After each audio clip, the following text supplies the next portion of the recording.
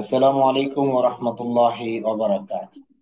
ইন্নাল ওয়ালাইকুম হামদালিল্লাহ আসসালাম ওয়া রাহমাতুল্লাহি ওয়া ওয়াসসালাতু বারাকাতুহু। ওয়াসসালামু আলা রাসূলিল্লাহি ওয়া বা'দ। দেশে কিংবা বিদেশে যে যেখান থেকে দেখছেন এবং শুনছেন, আমরা কথা বলছি আল আমরাইন ইনস্টিটিউট ঢাকা। এটি একটি অনলাইন ভিত্তিক দাওয়ামূলক প্রতিষ্ঠান। আপনারা জানেন যে আমাদের প্রত্যেক দিনের আয়োজন, প্রত্যেক দিন রমাদান, বরকতময় রমাদান, প্রত্যেক দিন মূল্যবান। এই শিরোনামে আমরা প্রতিদিন বিষয়ভিত্তিক দাওয়ামূলক আলোচনা এই এই প্রতিষ্ঠান থেকে উপস্থাপিত হচ্ছে। এরই ধারাবাহিকতায় আজকের আমাদের সম্মানিত মেহমান, যিনি ইতিমধ্যে আমাদের সাথে লাইভে যুক্ত হয়েছেন, শেখ মাসুদ বিন ইসমাইল।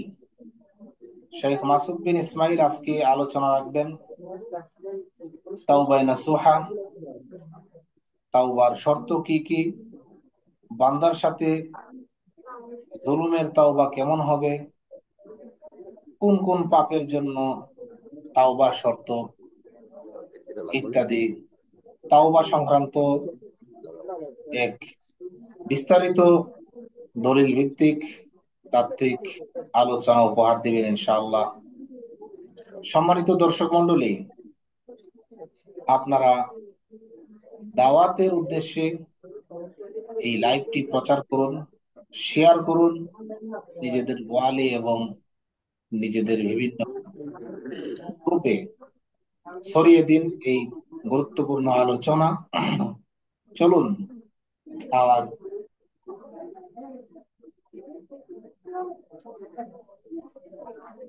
আর কাল বিলম্ব না করে আমরা সরাসরি আলোচনায় যুক্ত হচ্ছি।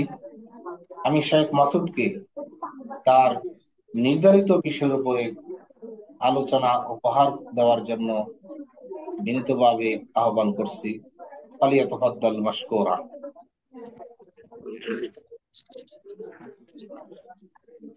আসসালামু আলাইকুম ওয়া রাহমাতুল্লাহ। ওয়ালাইকুম আসসালাম ওয়া রাহমাতুল্লাহ। ইন্নাল হামদালিল্লাহি ওয়াহদা والصلاة والسلام على من لا نبي بعده أما بعد. أعوذ بالله من الشيطان الرجيم. بسم الله الرحمن الرحيم. يا أيها الذين آمنوا توبوا إلى الله توبة نصوحا إلى آخر الآية. عن أنس رضي الله تعالى عنه قال قال رسول الله صلى الله عليه وسلم كل بني آدم خطاء وخير الخطائين التوابون. رواه ইবনে মাজাহ। যাবতীয় প্রশংসা একমাত্র আল্লাহ সুবহানাহু ওয়া তাআলার জন্য, যার অশেষ মেহেরবানিতে আমরা মাস ব্যাপী বরকতময় রমাদান প্রত্যেক দিন মূল্যবান একটি প্ল্যাটফর্মে আল আমরাইন টিভির মাধ্যমে বিভিন্ন শাইখের মাধ্যমে আমরা কোরআন সুন্নাহ ভিত্তিক দলিল ভিত্তিক বিষয় ভিত্তিক আলোচনা শুনতে পাচ্ছি।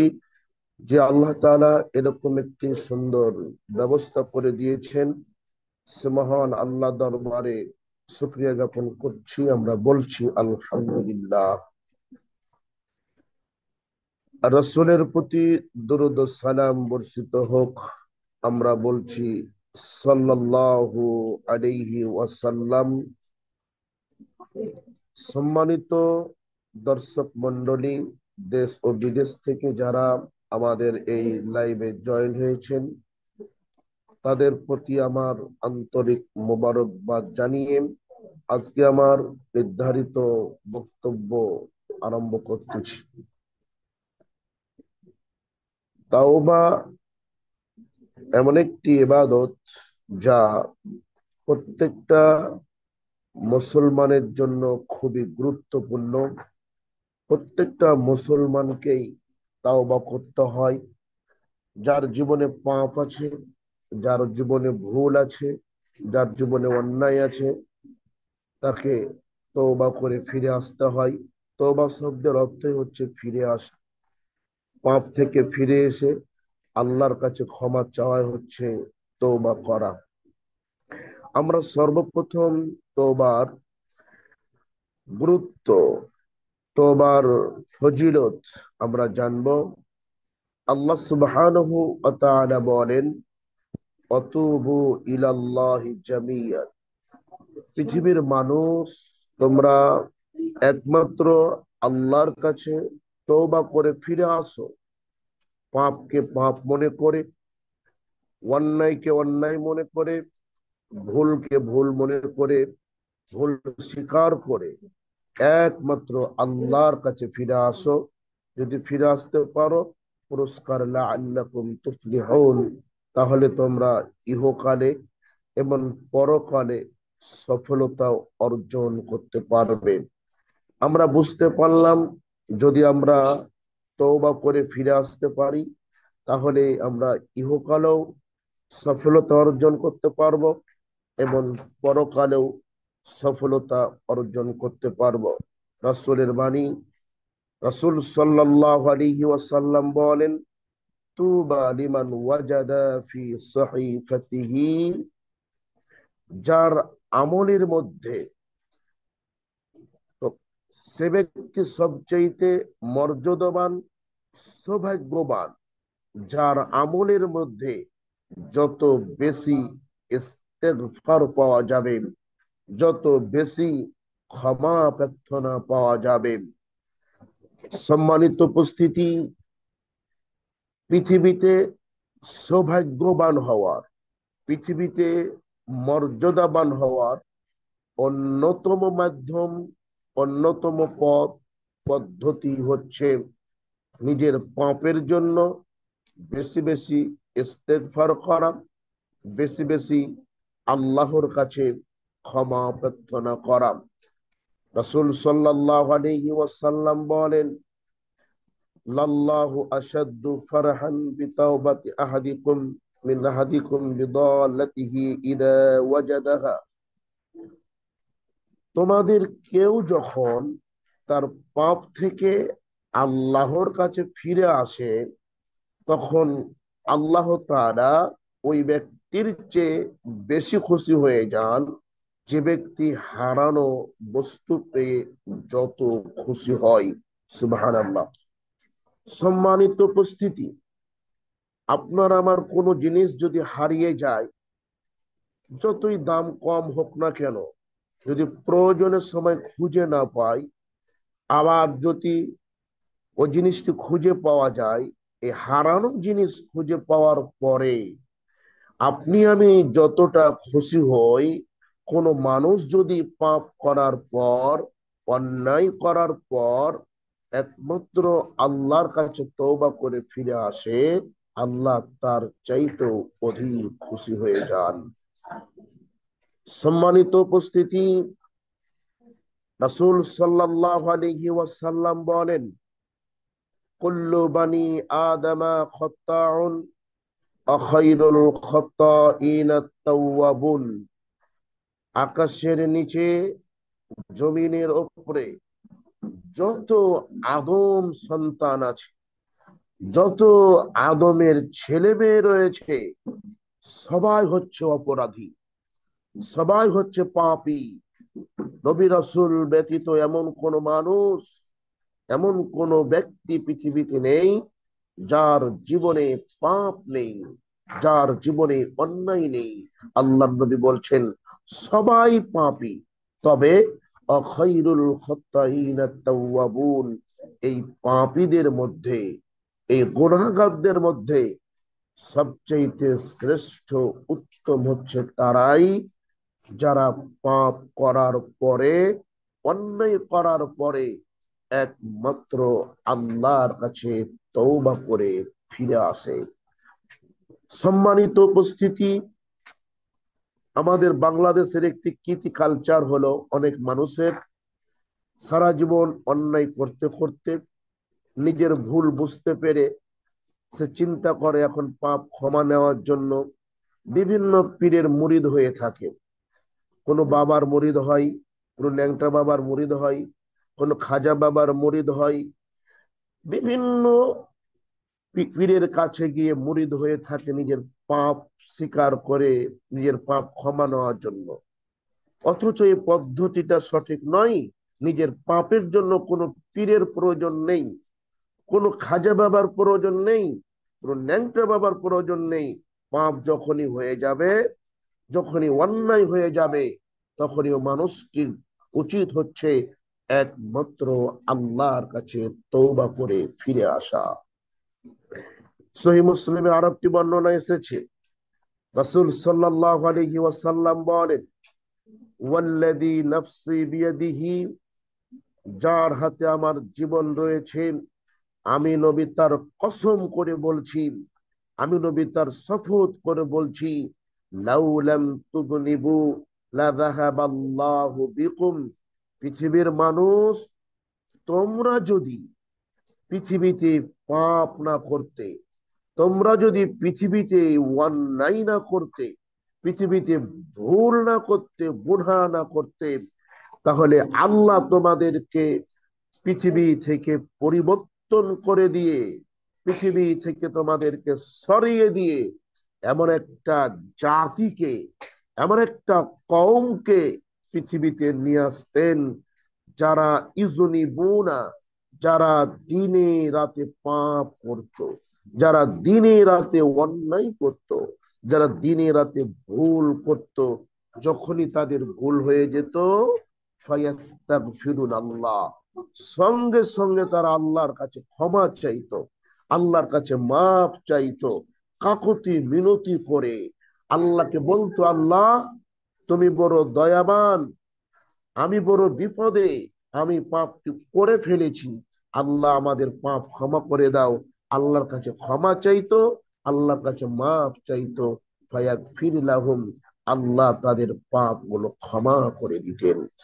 সম্মানিত উপস্থিতি, আমরা উক্ত হাদিস থেকে বুঝতে পারলাম মানুষের জীবনে অন্যায় হয়ে যেতে পারে, মানুষের জীবনে ভুল হয়ে যেতে পারে, মানুষের জীবনে পাপ সংগঠিত হয়ে যেতে পারে, হওয়াটাই স্বাভাবিক।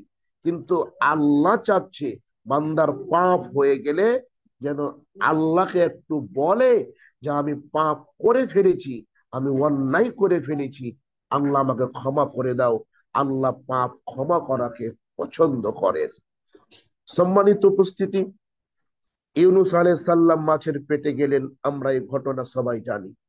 ইউনূস আলাইহিস সালাম মাছের পেটে অন্ধকারে রয়েছেন, এটা আল্লাহ জানে। কিন্তু আল্লাহ চাচ্ছে ইউনূস যে মাছের পেটে রয়েছে, সে যে ভুল করেছে, একটু আমাকে বলুক, একটু আমার কাছে বললে আমি খুশি হব। অন্য একটি আয়াতের মধ্যে এসেছে, আল্লাহ বলছেন, ফালাউলা আন্নাহু কানা মিনাল মুসাব্বিহিন, সেই দিন যদি ইউনূস আলাইহিস সালাম মাছের পেট থেকে আল্লাহর পবিত্রতা বর্ণনা না করত, আল্লাহর কাছে ক্ষমা না চাইতো, আল্লাহর কাছে মাফ না চাইতো, লালা বিসাফি বাতনিহি ইলা ইয়াউমি ইবাসুন, তাহলে ইউনূস আলাইহিস সালাম কিয়ামত পর্যন্ত মাছের পেটেই থেকে যেত। তাহলে আমরা কি বুঝতে পারলাম? যে পাপ হয়ে গেলে আল্লাহর কাছে ক্ষমা চাইতে হবে, আল্লাহর কাছে তওবা করে ফিরে আসতে হবে। আল্লাহ ক্ষমা করাকে, আল্লাহর কাছে মাফ চাওয়াটাকে আল্লাহ পছন্দ করেন। সহিহ ইবনে মাজার, রাসূল সাল্লাল্লাহু আলাইহি ওয়াসাল্লাম বলেন, লাউ আখতাতুম হাত্তা তাবলুগা খাতায়াকুমুস সামা।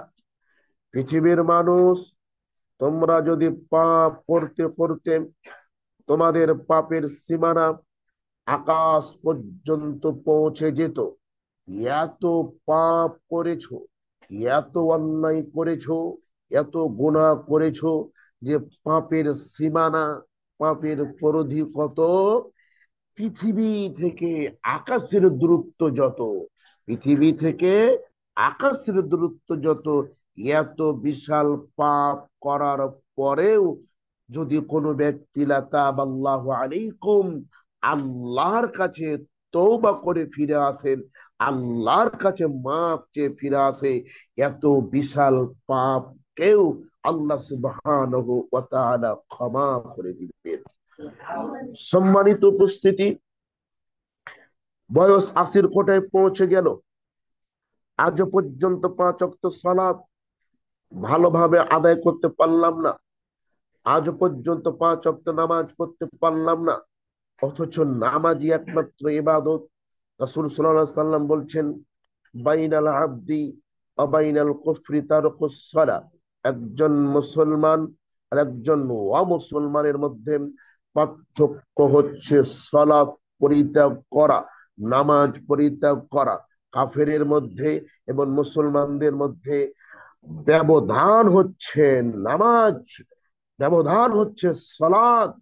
এই সালাত পরিত্যাগ করলে এত বড় পাপ হয় যে মুসলমানিত্ব কেটে যায়।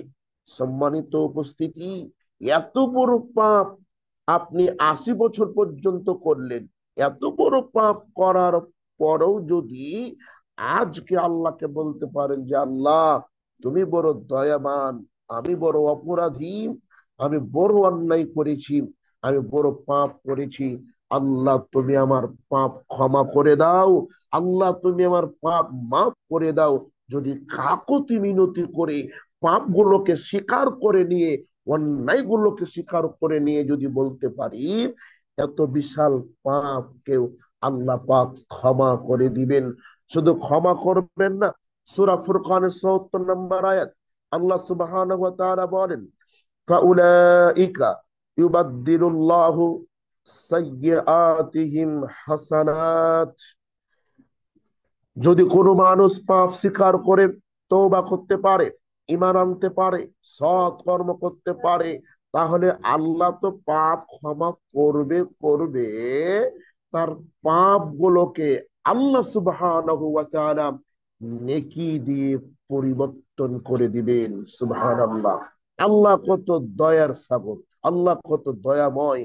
তাহলে আমরা বুঝতে পারলাম, পাপ যতই বড় হোক, তওবা করে যদি ফিরে আসতে পারি, আল্লাহ পাক সে পাপ গুলোকে ক্ষমা করে দিবেন। একটি হাদিসে হাদিসে কুদসি রয়েছে, আনাস ইবনে মালিক রাদিয়াল্লাহু তাআলা আনহু হতে বর্ণিত, তিনি বলেন, আল্লাহ সুবহানাহু ওয়া তাআলা বলেন, ইয়া ইবনা আদম, হে আদম সন্তান, ইন্নাকা লাউ লাকিতানি বিকরাবিল আরদি খাতায়ান। হে আদম সন্তান, তুমি যদি পৃথিবী পরিপূর্ণ পাপ নিয়ে আমি আল্লাহ আমার সাথে সাক্ষাৎ করো, পৃথিবী যত বড়, পাপ তত বড়, এত পাপ করার পরে যদি আমি আল্লাহ আমার সাথে সাক্ষাৎ করো, আমার কাছে যদি মোলাকাত করো, সুম্মা লাকিতানি লা তুশরিক বিশাইয়ান, শিরিক বিহীন অবস্থায় যদি সাক্ষাৎ করো, পৃথিবী পরিপূর্ণ পাপ, কিন্তু এই পাপের মধ্যে যদি শিরকের পাপ না থাকে, অংশীদারিত্বের পাপ না থাকে, এত বিশাল পাপ নিয়ে যদি আমার সাথে সাক্ষাৎ করো, লাআতাইতুকা বিকুরাবিহা মাগফিরাতান, আমি আল্লাহ তোমার দরবারে পৃথিবী পরিপূর্ণ ক্ষমা নিয়ে উপস্থিত হয়ে যাব। সুবহানাল্লাহ। সম্মানিত উপস্থিতি, আমরা বুঝতে পারলাম, পাপ যতই বড় হোক, অন্যায় যতই বড় হোক, যদি শিরকের পাপ না থাকে, আল্লাহ সুবহানাহু ওয়া তাআলা এত বিশাল পাপকে ক্ষমা করে দিবেন। শিরক কত বড় পাপ একটু বলি। রাসূল সাল্লাল্লাহু আলাইহি ওয়াসাল্লাম বলেন, মান মাতা ইশরিক বিল্লাহি শাইয়ান দাখালান নার ওয়া মান মাতা লা ইশরিক বিল্লাহি শাইয়ান দাখালাল জান্নাহ। যে ব্যক্তি আল্লাহর সাথে শিরক করে, কোনো কিছু শরিক করে মৃত্যুবরণ করবে, সে ব্যক্তি জাহান্নামে যাবে। আর যদি কোনো ব্যক্তি আল্লাহর সাথে শিরিক না করে মৃত্যুবরণ করে, তাহলে সে ব্যক্তির আমল যাই হোক না কেন, সে জান্নাতে প্রবেশ করবে। শিরক কত বড় একটি মারাত্মক পাপ, শিরক কত বড় একটি জঘন্য পাপ। আল্লাহ পাক সব পাপ ক্ষমা করতে পারেন, কিন্তু শিরকের পাপ ক্ষমা করবে না।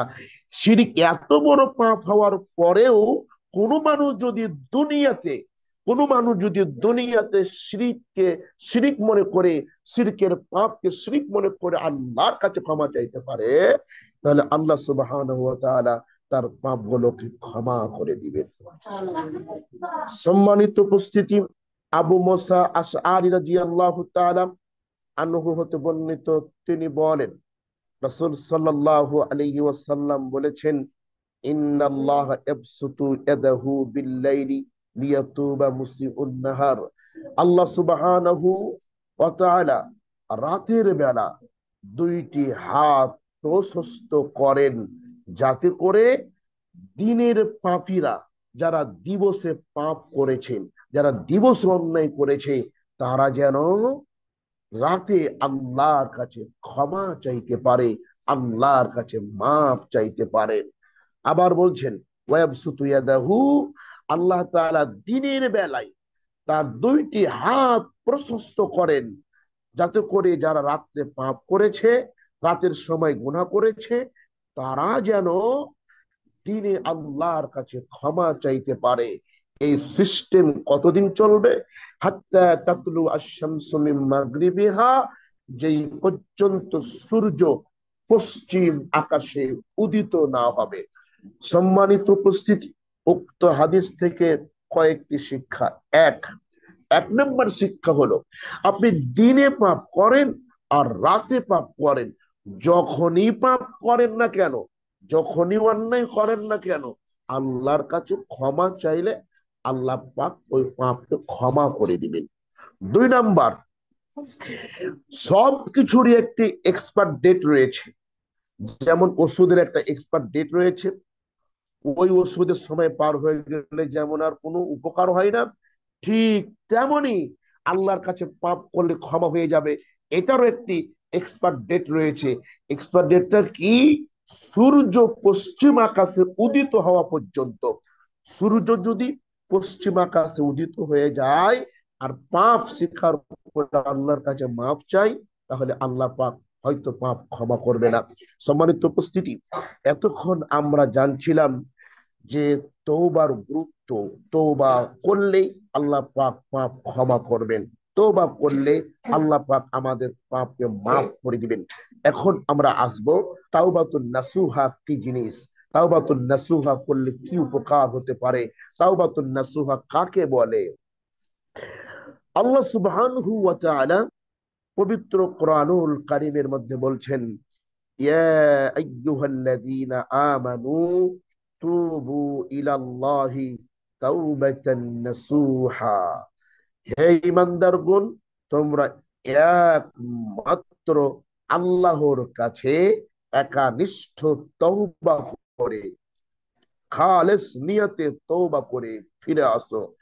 যদি ফিরে আসতে পারো, উপকার কি? একানিষ্ঠ তওবা করে যদি ফিরে আসতে পারো, উপকারটা কি হবে? আসা রব্বুকুম আন ইউকাফিরা আনকুম সাইয়্যাতিকুম, হয়তোবা আল্লাহ সুবহানাহু ওয়া তাআলা তোমাদের পাপগুলোকে ক্ষমা করে দিবেন এবং এমন জান্নাতে প্রবেশ করাবেন যেই জান্নাতের তলদেশ দিয়ে নদী সমূহ প্রবাহিত হয়েছে।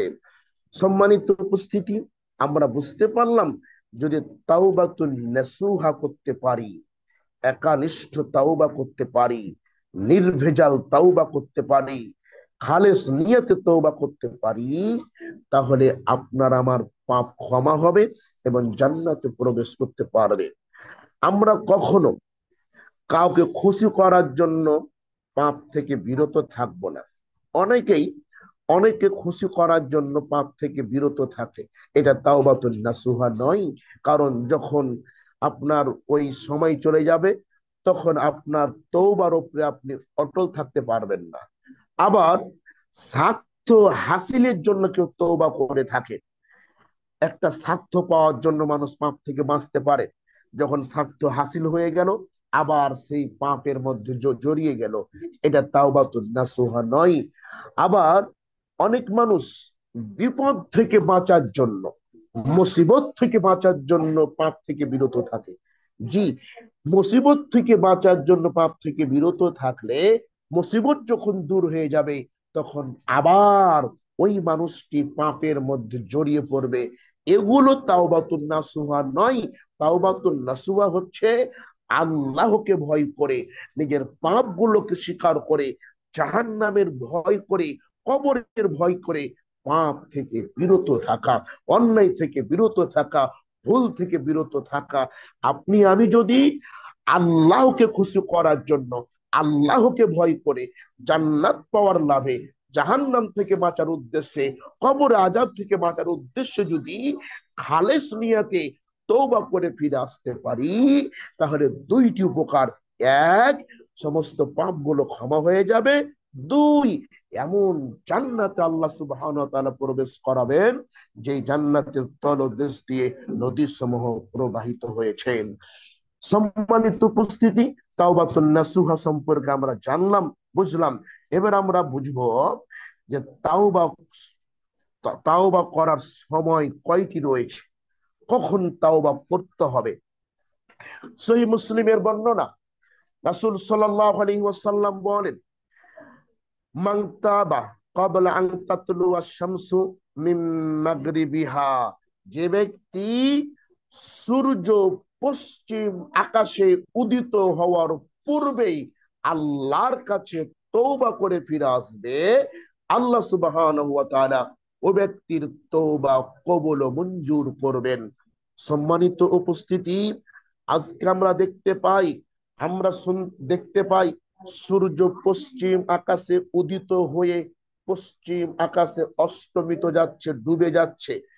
এমন একটা সময় আসবে, এমন একটা জামানা আসবে, যে সময় সূর্য পশ্চিম আকাশে উদিত হয়েই পশ্চিম আকাশে ডুবে যাবে। যেদিন সূর্য পশ্চিম আকাশে উদিত হবে, সেই দিন থেকে মানুষের তওবার দরজা বন্ধ হয়ে যাবে। এই জন্য আপনাকে আমাকে সূর্য পশ্চিম আকাশে উদিত হওয়ার পূর্বেই তওবা করে ফিরে আসতে হবে।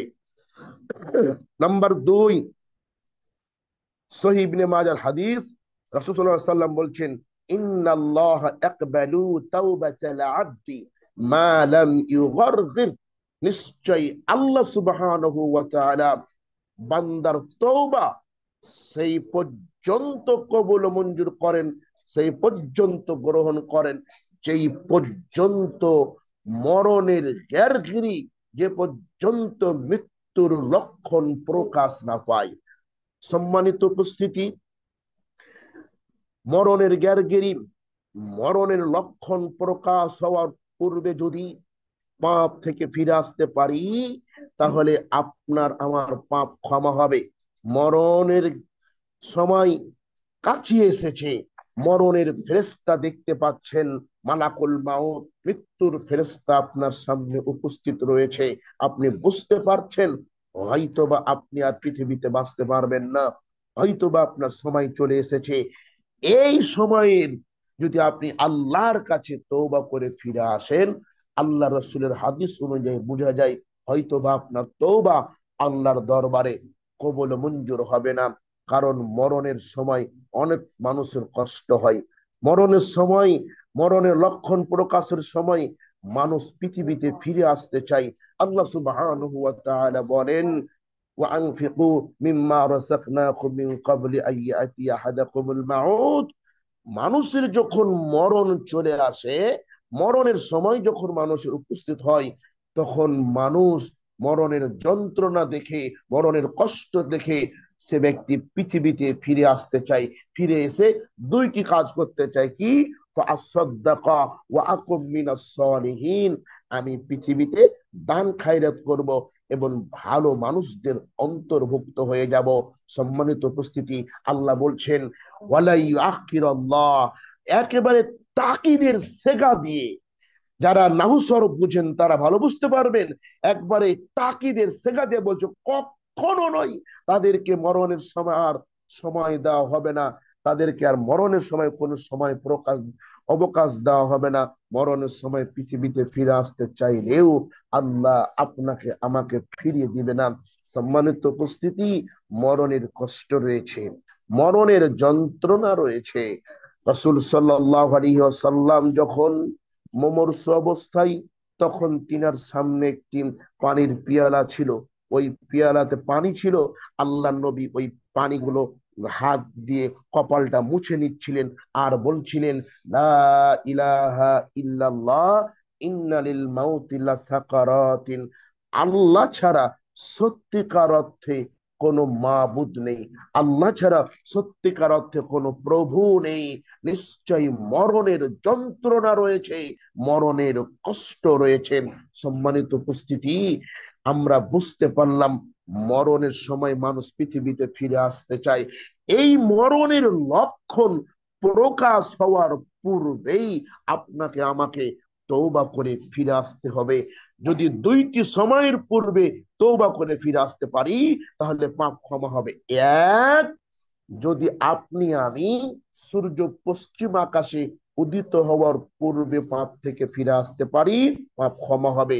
দুই, মরণের লক্ষণ প্রকাশ হওয়ার পূর্বে যদি পাপ থেকে ফিরে আসতে পারি, আল্লাহ সুবহানাহু ওয়া তাআলা আমাদের পাপ ক্ষমা করবেন। সম্মানিত উপস্থিতি, এবার আমরা যাব তওবা কবুলের কিছু শর্ত রয়েছে। তওবা কবুলের শর্তের মধ্যে আমি পেয়েছি চারটি শর্ত মেনে তওবা করতে হবে। চারটি শর্ত মেনে যদি তওবা করতে পারি, আল্লাহ সুবহানাহু ওয়া তাআলা আমাদের পাপগুলো ক্ষমা করবেন। তওবা কবুলের অন্যতম একটি শর্ত হলো, যে পাপ করছি এ পাপ ছেড়ে দিয়ে আল্লাহর কাছে মাফ চাইতে হবে, আল্লাহর কাছে ক্ষমা চাইতে হবে। সহিহ ইবনে মাজার হাদিস, রাসূল সাল্লাল্লাহু আলাইহি ওয়াসাল্লাম বলেন, ইন্নাল মুমিনা ইযা আযনাবা কানাত নুকতাতুন সাওদাউ ফি কলবিহি। নিশ্চয় মুমিন বান্দা যখন, নিশ্চয় মুমিন বান্দা যখন পাপ করে, অন্যায় করে, ভুল করে, তখন তাদের অন্তরে একটি কালো দাগ পড়ে যায়, তখন তাদের অন্তরে একটি কালো রেখা পড়ে যায়। সম্মানিত উপস্থিতি, এই অন্তরের কালো দাগ, এই অন্তরের কালো রেখা কিভাবে দূর করবেন, কিভাবে আপনি পরিষ্কার করবেন? এই জন্য আল্লাহ নবী তিনটি মেডিসিনের কথা বলেছেন। এই অন্তরের কালো দাগ দূর করার জন্য দুনিয়ার কোনো সাবান, দুনিয়ার কোনো শ্যাম্পু দিয়ে মুমিনের অন্তরের কালো দাগ দূর করতে পারবে না। নবী সাল্লাল্লাহু আলাইহি ওয়াসাল্লাম যে তিনটি মেডিসিনের কথা বলেছেন, এই তিনটি মেডিসিন যদি কাজে লাগাতে পারি, তাহলে তার অন্তরের কালো দাগ দূর হবে। এক, আল্লাহ নবী বলছেন, ফাইন তাবা, যদি সে তওবা করে, পাপকে স্বীকার করে, পাপ থেকে ফিরে পাপ থেকে যদি ভুলকে যদি ভুল মনে করে স্বীকার করে, ওয়া নাজা, যদি পাপটাকে ছেড়ে দেয়, যদি পাপ থেকে বিরত থাকে, ওয়াস্তাগফারা, এবং যদি আল্লাহর কাছে ক্ষমা প্রার্থনা করে, আল্লাহর কাছে মাফ চাহে, সুকিলা কলবুহু, তাহলে আল্লাহ সুবহানাহু ওয়া তাআলা ওই ব্যক্তির অন্তর থেকে কালো দাগটিকে দূর করে দিবেন। সুবহানাল্লাহ। সম্মানিত উপস্থিতি, আমরা কি বুঝতে পারলাম? উক্ত হাদিস থেকে বুঝতে পারলাম, যদি আপনি পাপ করেন তাহলে অন্তরে একটি কালো দাগ পড়ে যাবে। এই কালো দাগকে দূর করার জন্য তিনটি কাজ করতে হবে। এক, তওবা করতে হবে। দুই, পাপ ছেড়ে দিতে হবে। তিন, ক্ষমা প্রার্থনা করতে হবে। যদি আপনি এই তিনটি মেডিসিনকে কাজে না লাগান, কাজে যদি আপনি না লাগাতে পারেন, তাহলে আপনার অন্তরের কালো দাগটি আস্তে আস্তে বড় হয়ে যাবে, আপনার অন্তরে একেবারে মরিচা পড়ে যাবে। কাল্লা বাল রানা আলা কুলুবিহিম মা কানু ইয়াকসিবুন। মানুষের পাপের কারণেই, অন্যায়ের কারণেই তাদের অন্তরে মরিচা পড়ে থাকে। সম্মানিত দর্শক মন্ডলী, আমরা জানি যেই অস্ত্রে মরিচা পড়ে যায়, ওই অস্ত্র দিয়ে কোনো কাজ করা যায় না। ঠিক তেমনি যার অন্তরে কালো দাগ পরে মরিচা পড়ে যাবে, ওই অন্তর দিয়ে সঠিক বেঠিক সে নির্ণয় করতে পারবে না। এই জন্য তো আজকে মাগুরা জেলার 8 বছরের শিশু আসিয়াকে ধর্ষণ হতে হয়েছে। মাসুম বাচ্চাকে, মাসুম সন্তানটিকে আজকে ধর্ষণ হতে হয়েছে। কারণ যে সমস্ত ব্যক্তিরা ধর্ষণ করেছে, তারা পাপ করতে করতে, অন্যায় করতে করতে তাদের অন্তরে এতটাই মরিচা পড়েছিল, এতটাই তাদের অন্তর কালো হয়েছিল, যে তারা বুঝতে পারেনি, তাদের অন্তরে, তাদের বিবেকে কাজ করেনি, আমরা যে কাজটি করছি এটি কি মানুষ করতে পারে? এত পশুও করতে পারে না, এত জঘন্য কাজ। সম্মানিত উপস্থিতি, এই জন্য তারা নর পশুর মতো তারা একটি মাসুম সন্তানের উপরে ঝাঁপিয়ে পড়েছেন। সম্মানিত উপস্থিতি, আমরা জানি বন্ধু বান্ধব মিলে হয়তো অন্যায় কাজ করতে পারে, কখনো শয়তানের অসওয়াসায় পড়ে, কিন্তু ছেলে এবং বাবা একসাথে একটি মেয়ের সাথে কুকর্ম করতে পারে, এটা নজিরবিহীন অবস্থা, এটা নজিরবিহীন কথা, এটা হতেই পারে না। তারপরও ঘটেছে কেন? তাদের অন্তরে একবারে কালো দাগ পরে অন্তরটা মরিচা পড়ে গেছে। সম্মানিত উপস্থিতি, সম্মানিত দর্শক মন্ডলী, আমরা বুঝতে পারলাম তওবা কবুলের অন্যতম 1 নাম্বার শর্ত হলো যে পাপ করছি, এই পাপের জন্য আপনাকে পাপটা ছেড়ে দিয়ে আল্লাহর কাছে ক্ষমা চাইতে হবে, আল্লাহর কাছে মাফ চাইতে হবে। তওবা কবুলের 2 নাম্বার শর্ত হলো যে পাপ করছি, এই পাপের জন্য, এই অন্যায়ের জন্য অনুতপ্ত হতে হবে, অনুশোচনা তৈরি করতে হবে। একটি অন্যায় ভুলবশত হয়ে গেল, তখন আপনি বলেন, বা তখন আপনি চিন্তা করেন, ইস, আমার দ্বারা পাপটি হয়ে গেল, আমি কি যেন করে ফেললাম, এভাবে অনুশোচনা তৈরি করতে হবে। সম্মানিত উপস্থিতি, আপনারা হয়তো বা জানেন আদম আলাইহিস সালামের জীবনে একটি ভুল হয়েছিল, এবং ইবলিসেরও একটি ভুল। ভুলের মাত্রা দুজনের একই, ভুল দুজনের সমান। আদম আলাইহিস সালামের ভুল একটি, ইবলিসেরও ভুল একটি, দুজনেই ভুল করেছে। কিন্তু আদম আলাইহিস সালাম ভুল করে অনুতপ্ত হলেন, ভুল করে নিজের পাপ স্বীকার করলেন, ভুল করে আল্লাহর কাছে মাফ চাইলেন, এবং সঙ্গে সঙ্গে বললেন, ক্বালা রব্বানা যালামনা আনফুসানা ওয়া ইন লাম তাগফির লানা ওয়া তারহামনা লানাকুনান্না মিনাল খাসিরিন। কত সুন্দর দোয়া, কত চমৎকার দোয়া করলেন, হে আল্লাহ, আমরা আমাদের প্রতি জুলুম করেছি, আমরা আমাদের প্রতি অন্যায় করেছি, আমরা আমাদের প্রতি ভুল করেছি। ওয়া ইন লাম তাগফির লানা, হে আল্লাহ, তুমি যদি আমাদেরকে ক্ষমা না করো, আমাদের প্রতি যদি দয়া না করো, লানাকুনান্না মিনাল খাসিরিন, তাহলে আমরা ক্ষতিগ্রস্তদের অন্তর্ভুক্ত হয়ে যাব। আদম আলাইহিস সালাম ভুল করার পরে অনুশোচনা করে আল্লাহর কাছে ক্ষমা চাইলেন, আল্লাহর কাছে মাফ চাইলেন, এবং আল্লাহ তাআলাও কিছু তওবা করার কালেমা, কি শব্দ শিক্ষা দিলেন। ফাতালাক্কা আদম কালিমাতি ফাতাবা আলাই। আল্লাহ সুবহানাহু ওয়া তাআলা তওবা করার জন্য আদম আলাইহিস সালামকে কিছু তওবার শব্দ, তওবার বাক্য তিনি শিখিয়ে দিয়েছিলেন, যেগুলো শিখে আদম আলাইহিস সালাম আল্লাহর কাছে তওবা করেছিলেন বিনয়ী হয়ে। আর ইবলিস ভুল করে অহংকার করলো, সে বলল, আমি আগুনের তৈরি হয়ে মাটির তৈরি আদমকে সিজদা করতে পারবো না, অস্বীকার করলো, অস্বীকার করলো। সম্মানিত উপস্থিতি, আমরা যদি পাপ করার পরে অনুতপ্ত হতে পারি, তাহলে আদম আলাইহিস সালামের মতন পাপ ক্ষমা পাবো। আর যদি পাপ করার পরে যদি অনুশোচনা তৈরি করতে না পারি, যদি অহংকার বশবর্তী হয়ে যায়, তাহলে ইবলিসের মতো আমরা পাপী হয়ে যাব, জাহান্নামী হয়ে যাব।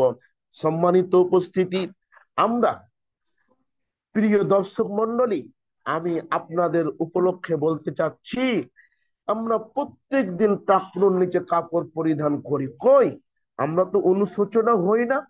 আমরা তো প্রায় দাড়ি কাটি, কই আমরা তো অনুশোচনা হই না, আমরা তো মিথ্যে কথা বলি, কই আমরা তো অনুশোচনা হই না, আমার মেয়েটা বেপরদায় চলে, কই আমার তো দিলে ব্যথা মনে হয় না, আমার স্ত্রী বেপরদায় চলে, বেহায়াপনা চলে, কই আমার তো খারাপ মনে লাগে না।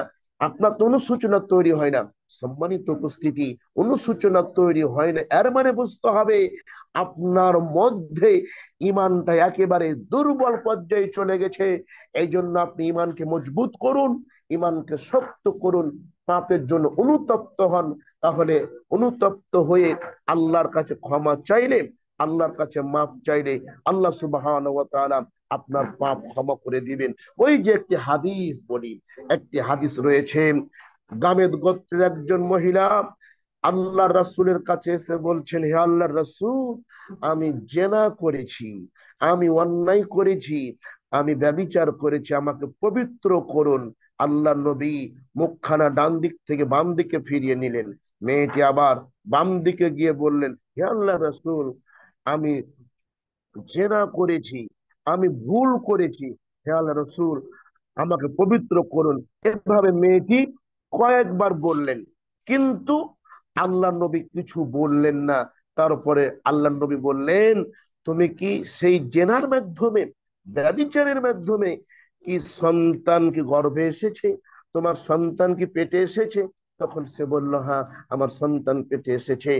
তখন আল্লাহ নবী বললেন, যাও, সন্তান যখন প্রসব হবে, সন্তান যখন পৃথিবীতে আসবে, তখন তুমি এসো, তখন তোমাকে পবিত্র করা হবে, তখন তোমাকে, তোমার প্রতি ইসলামের বিধান বাস্তবায়ন করা হবে। মেয়েটি কাঁদতে কাঁদতে আল্লাহ রসুলের দরবার ছাড়লো। সম্মানিত উপস্থিতি, মেয়েটি জানতো আমি যে পাপ করেছি, আমি যে অন্যায় করেছি, অন্যায়ের জন্য আমার জন্য মৃত্যুদণ্ড রয়েছে, দুনিয়াতে বাঁচার কোনো পথ নেই, আমাকে দুনিয়া থেকে মৃত্যুর স্বাদ গ্রহণ করতে হবে। এত কিছু জানার পরেও আল্লাহ নবীর কাছে এসে পাক পবিত্র হতে চান। আল্লাহ নবী তাকে প্রথমবার ফিরিয়ে দিলেন। আবার মেয়েটি সন্তানটিকে একটা কাপড়ের সাথে, একটা নেকড়ার সাথে জড়িয়ে আল্লাহ নবীর কাছে নিয়ে আসলেন এবং বলছেন, হে আল্লাহ রাসূল, এই যে দেখেন আমার সন্তান ভূমিষ্ঠ হয়েছে, আমার সন্তান পৃথিবীতে চলে এসেছে, আমাকে পবিত্র করুন। একজন ব্যক্তি পাপ স্বীকার করে তওবা করলে, কত অন্তর থেকে খালিস তওবা করলে, তাওবাতুন নাসুহা করলে বারবার পবিত্র হওয়ার জন্য আল্লাহ নবীর কাছে ফিরে আসতে পারে। আল্লাহ নবী বললেন, যাও, সন্তানকে দুধ পান করাও, দুধ পান করানো হলে তখন তুমি আসো। আবার মেয়েটি গেল, আবার মেয়েটি একটা রুটি বাচ্চাটার হাতে ধরিয়ে আল্লাহ নবীর কাছে আসলো।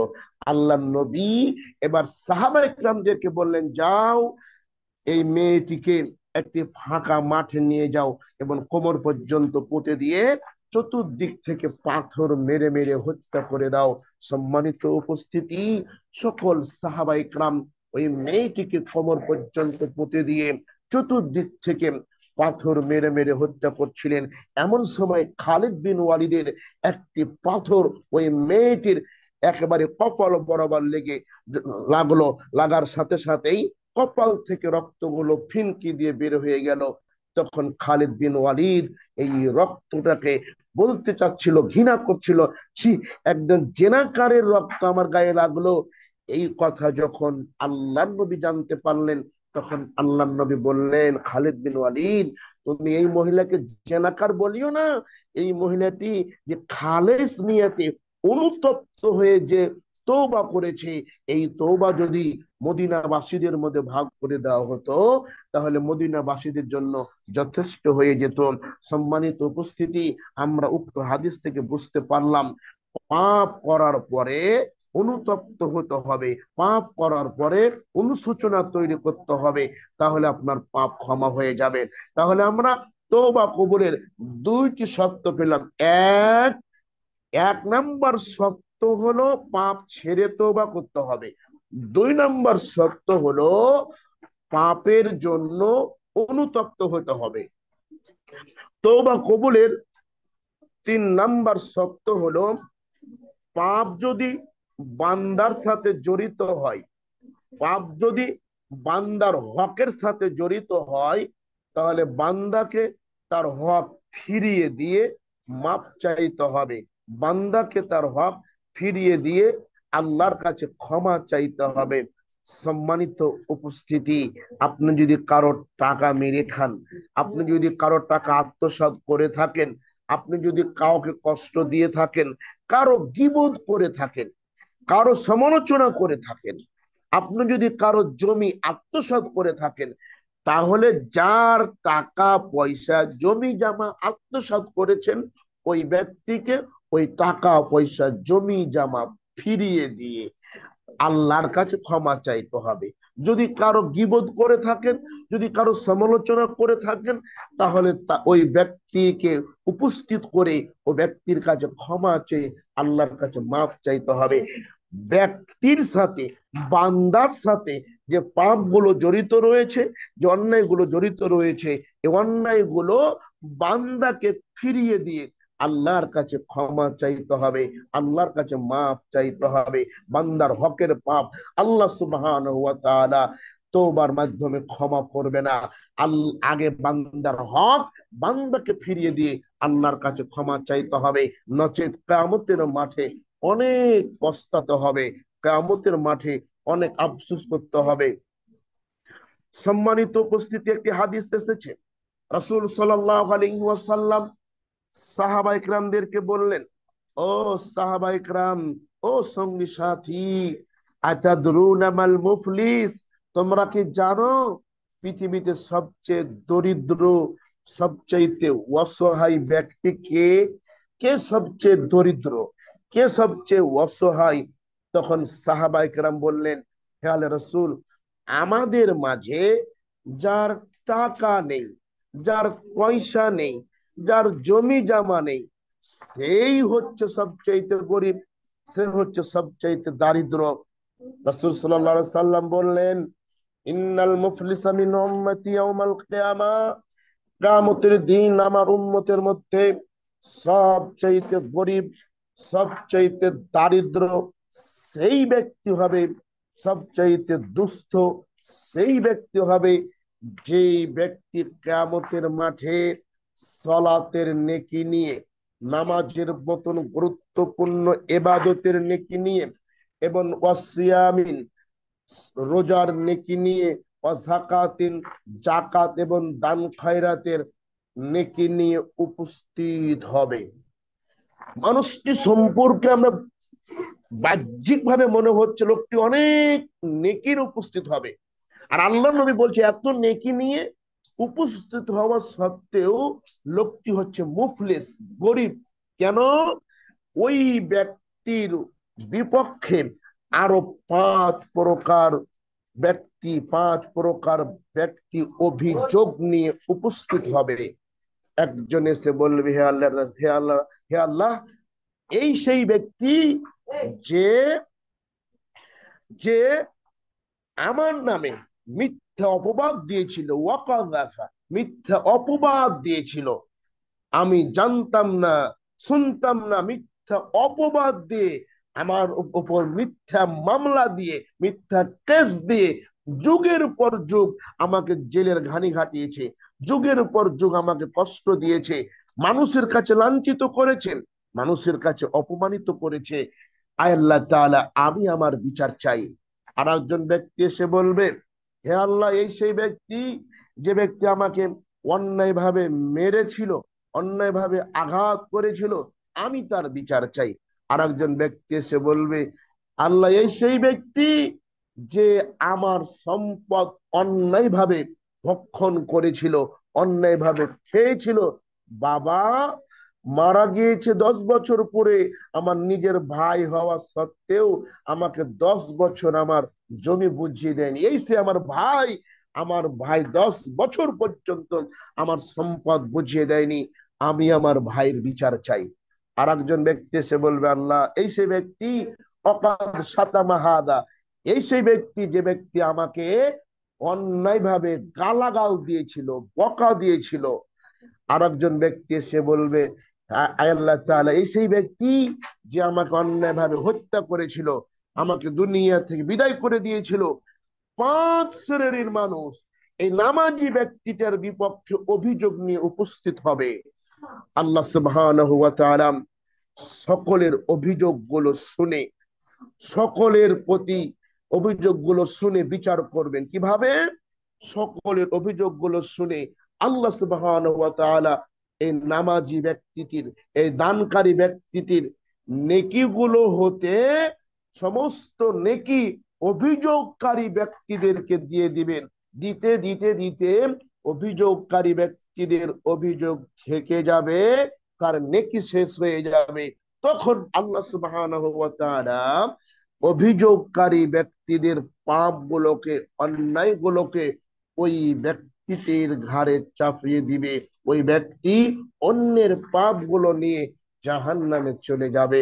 সম্মানিত উপস্থিতি, উক্ত হাদিস থেকে বুঝতে পারলাম বান্দার হক, বান্দার সাথে যে পাপগুলো জড়িত রয়েছে, বান্দার সাথে যে পাপগুলো জড়িয়ে রয়েছে, এই এই বান্দার হক বান্দাকে ফিরিয়ে দিয়ে আল্লাহর কাছে ক্ষমা চাইতে হবে।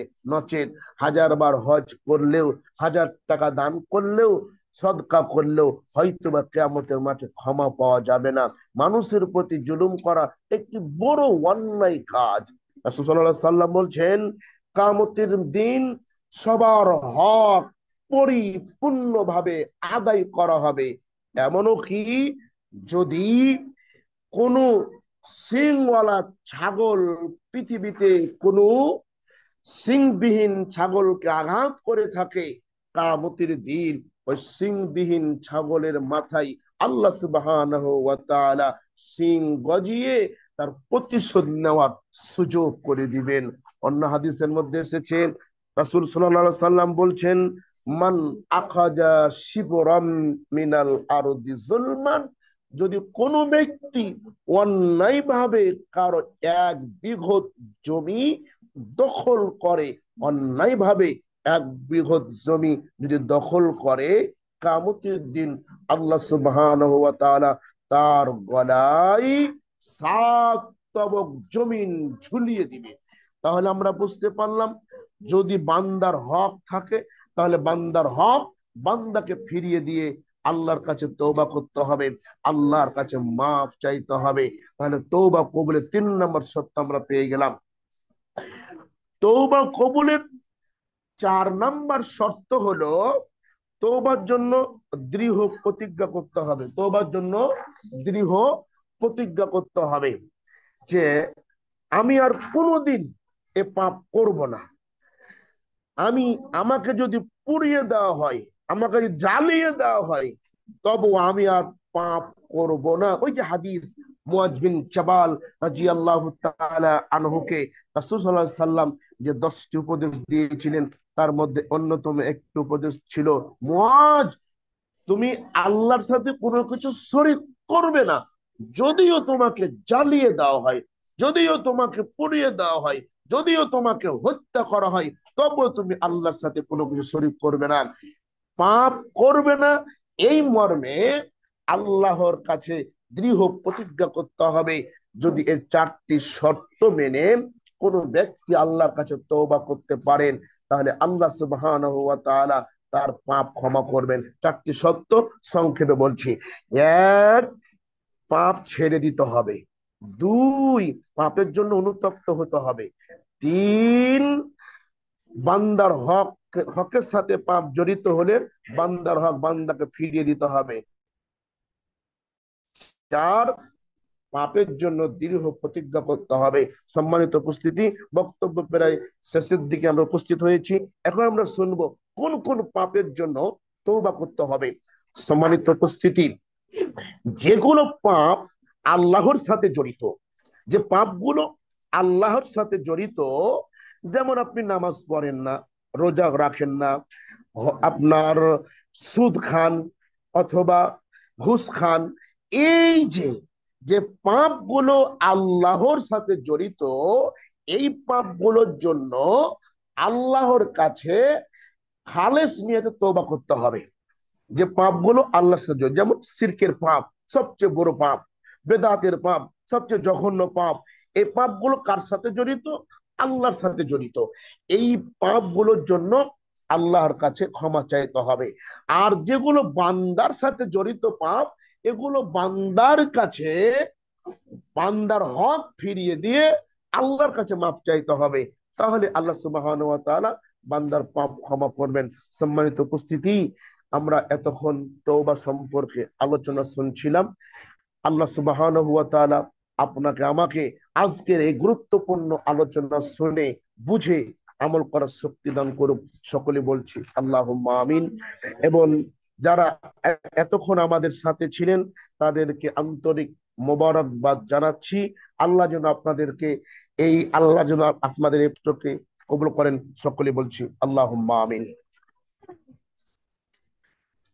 জি, আসসালামু আলাইকুম। আলাইকুম। মাশাআল্লাহ, শেখ আহ, মাসুদ বিন ইসমাইল হাফিজাকাল্লাহ, অত্যন্ত চমৎকার দালিলিক তথ্যবহুল আলোচনা আপনি উপস্থাপন করেছেন। আমাদের এই প্রতিষ্ঠান আল আমরাইন ইনস্টিটিউট উদ্যোগ নিয়েছে মানুষের মাঝে বিষয়ভিত্তিক শুদ্ধ কিছু কথা, দলিল নির্ভর কিছু কথা মানুষের কাছে পৌঁছিয়ে দিতে। একদিন আপনি দুনিয়ায় থাকবেন না, আমিও থাকবো না, আয়োজক কমিটি কেউ থাকবে না, এই ভিডিও এই বক্তব্য অনলাইনে থেকে যাবে ইনশাআল্লাহ একটি লম্বা সময়, বছরের পর বছর, কালের পর কাল থেকে যাবে। ইনশাআল্লাহ। আপনি আলোচক, আপনার ইখলাস এবং আয়োজক কমিটি যারা এই ব্যবস্থাপনা করলো তাদের ইখলাস অনুযায়ী কবরের মধ্যে এর এর সাদাকা আও ইলমিন ইউনতাফাউ বিহি, এই যে কবরের সাথে দুনিয়ার কানেকশন, এটি জারি থাকবে ইনশাআল্লাহ। আল্লাহ আল্লাহুম্মা সেজন্য আমিন। আল্লাহর কাছে কবুলিয়াত কামনা করছি, অতঃপর আপনার শুকরিয়া আদায় করছি। আপনি আপনার মূল্যবান সময় থেকে এখানে এসেছেন, বক্তব্য রেখেছেন। আল্লাহ তাআলা আপনার ইলমে বারাকা দান করুন। আল্লাহুম্মা আমিন। সম্মানিত শ্রোতা মণ্ডলী, আপনারা এতক্ষণ দেখছিলেন বরকতময় রমাদান, প্রত্যেকদিন মূল্যবান, এই শিরোনামে এই প্রোগ্রাম চলছে আল আমরাইন ইনস্টিটিউট ঢাকা থেকে। যারা এই অনুষ্ঠান শুনছেন এবং শুনবেন, সবাইকেই ইখলাসের সহিত আজকের এই আলোচনা শ্রবণ করে তাওবার শর্ত খেয়াল করে আল্লাহর কাছে তাওবা করলে এই তাওবাটাই তাওবাতুন নাসুহা হবে, বিশুদ্ধ তাওবা হবে, এটি আজকে বক্তব্যে প্রমাণিত হয়েছে। সেজন্য আসুন আমরা সব সময় ইস্তেগফারে থাকি। ইস্তেগফার করতে তো সময় লাগে না। আস্তাগফিরুল্লাহ, আস্তাগফিরুল্লাহ, আস্তাগফিরুল্লাহ, ইস্তেগফারে থাকি। আল্লাহ নবী সাল্লাল্লাহু আলাইহি ওয়াসাল্লাম তিনি 100 বার দৈনিক তওবা করেছেন, বিশুদ্ধ হাদিস দ্বারা প্রমাণিত। সেজন্য আল্লাহর কাছে ক্ষমা চাই, আমাদের জন্য, আপনাদের জন্য, সবার জন্য। তিনি যেন আমাদের গুনাহ পাপ রাশি ক্ষমা করেন, আজকের এই আয়োজনকে কবুল করেন। কাফারাতুল মাজলিসের মাধ্যমে, দোয়ার মাধ্যমে বৈঠক প্রোগ্রাম শেষ হচ্ছে। সুবহানাকাল্লাহুম্মা ওয়া বিহামদিকা সুবহানাকা আল্লাহুম্মা আশহাদু ওয়া আল্লা ইলাহা আশহাদু আল্লা ইল্লা আনতা ইলাহা ইল্লা আনতা আস্তাগফিরুকা ওয়া আস্তাগফিরুকা আতুবু ইলাইক। ওয়া আতুবু আসসালামু আলাইকুম ওয়া রাহমাতুল্লাহি ওয়া বারাকাতুহু। ইলাইক। ওয়া আলাইকুম আসসালাম ওয়া রাহমাতুল্লাহ। ইয়া